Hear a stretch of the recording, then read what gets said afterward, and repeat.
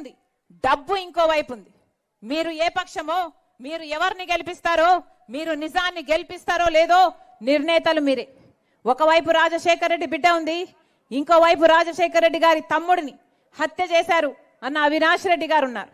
మీకు ఎంపీగా రాజశేఖర రెడ్డి బిడ్డ కావాలో, లేకపోతే వివేకానంద రెడ్డి గారిని హత్య చేశారో నిందితుడు అని సిబిఐ చెప్తున్న అవినాష్ రెడ్డి కావాలో మీరే తేల్చుకోండి. మేము 4 రోజులు కాదు 5 రోజులు అయింది ఈ కడప పార్లమెంటులో నేను అభ్యర్థిగా ఉన్నాను అని నేను క్యాంపెయిన్ చేయబట్టి కేవలం 4-5 రోజులు అయింది అంతే. ఈ 4-5 రోజులు మేము క్యాంపెయిన్ చేశామో లేదో ఈరోజు వైసీపీ అవినాష్ రెడ్డి ఎంపీగా అభ్యర్థిగా ఉండబోడు అని క్యాండిడేట్ను మారుస్తున్నాము అన్నట్టుగా వార్తలు వస్తున్నాయి. కేవలం 4-5 రోజులు అయింది మేము క్యాంపెయిన్ చేయబట్టి.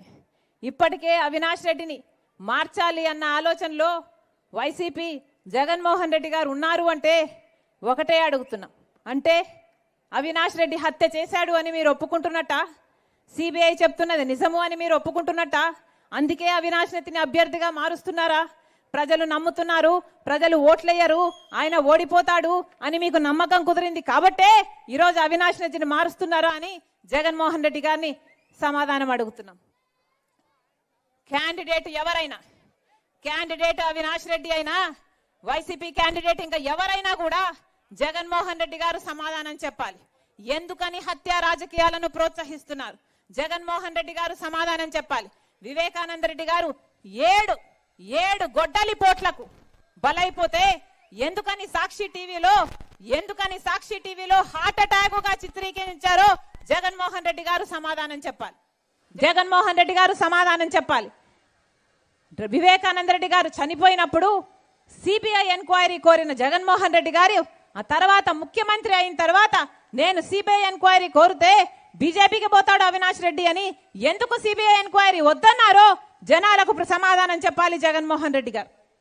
ఇన్ని సంవత్సరాలు హత్య చేయించిన వాళ్ళు వీళ్ళు అని తెలిసిన ఆధారాలున్నా ఎందుకు కాపాడాడో జగన్మోహన్ రెడ్డి గారు సమాధానం చెప్పాలి. హత్య చేయించిన వాళ్ళు వీళ్ళు అని, దోషి అని సిబిఐ చెప్తున్నా, అక్యూజ్డ్ గా చేర్చినా మళ్ళీ అలాంటి వాళ్ళకే టికెట్ ఎందుకు ఇచ్చాడో జగన్మోహన్ రెడ్డి గారు సమాధానం చెప్పాలి.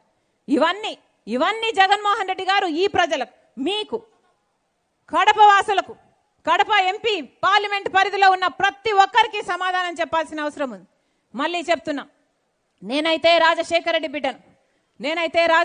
బిడ్డను. పులి కడుపున పులే పుడుతుంది. నాకు భయం లేదు, నాకు ఎవరిని చూసినా భయం వేయదు. అంతేకాదు ఏ అన్యాయాన్ని చూసినా నేను సహించలేను.